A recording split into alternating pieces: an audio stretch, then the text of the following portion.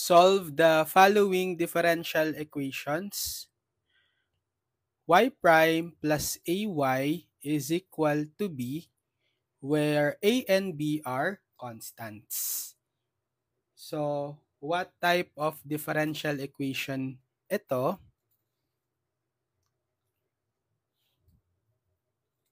This is actually linear DE. First order linear DE folde.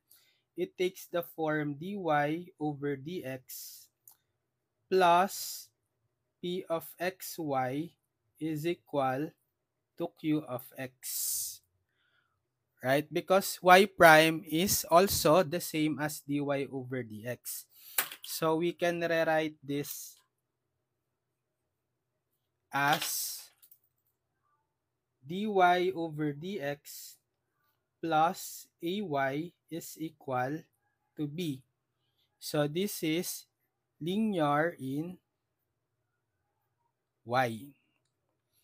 So if we pattern the given dE to this first order linear differential equation form, we can have the value of p of x. It is the function of x that is multiplied by y, which is equal to a. A is just a constant.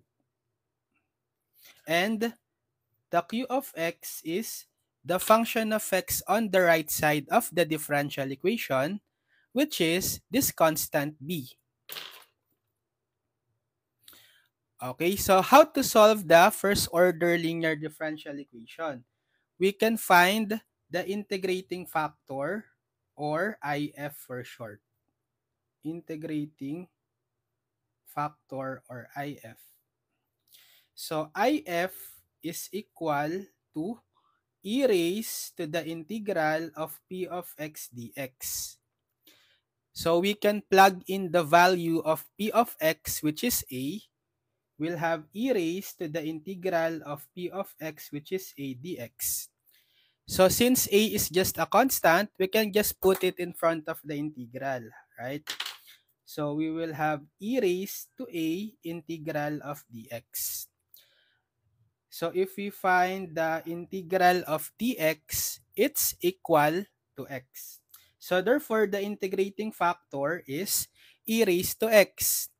Now that we have the integrating factor, we can find the general solution. So what is the general solution of first order linear differential equation?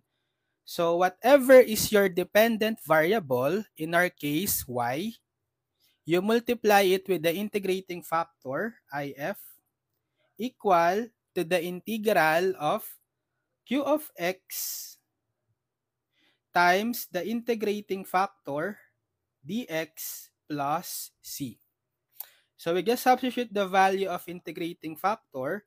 We'll have y times if equal to e raised to ax, and then equal to the integral of q of x is the constant b times the integrating factor, if, which is e to the ax dx plus c.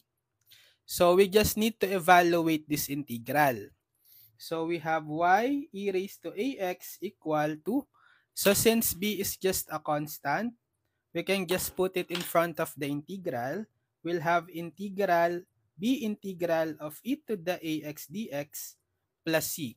And how do we evaluate the integral of e to the ax? So it is a standard integral formula, right?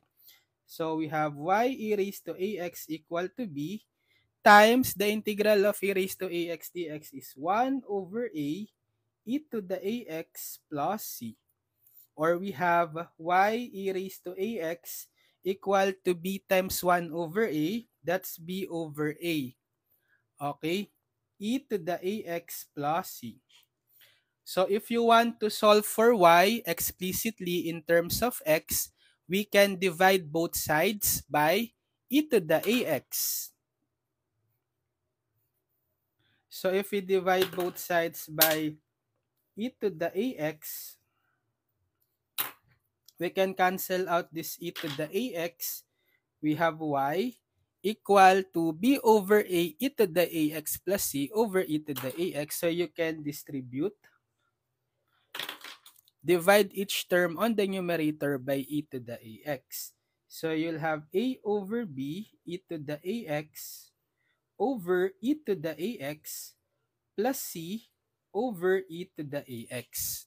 And then you can cancel out here the e to the ax.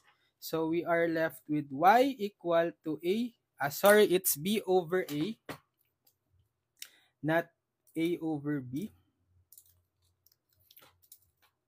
B over a y is equal to b over a plus c over e to the ax. So if you have a power of x under the denominator, you can move it to the numerator by having a negative exponent.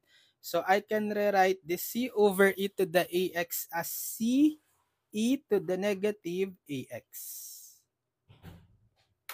So this is the general solution.